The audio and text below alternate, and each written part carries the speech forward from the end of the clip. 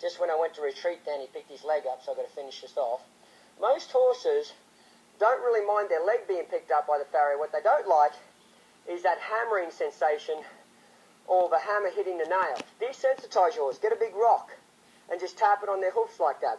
You know, when I was in Australia learning to start colts and things, one of the best things I feel like I had in my apprenticeship was the trainer I was working for, a guy named Gordon McKinley.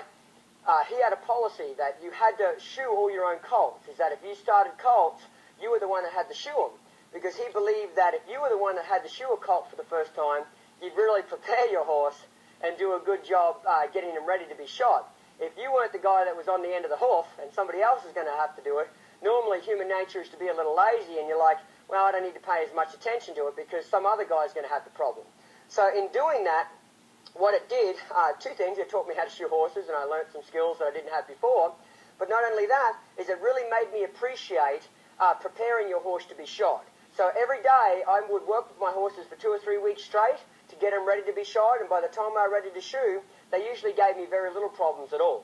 But if I wouldn't have prepared their feet and expected somebody else to shoe them, they would have given me a lot more problems, okay?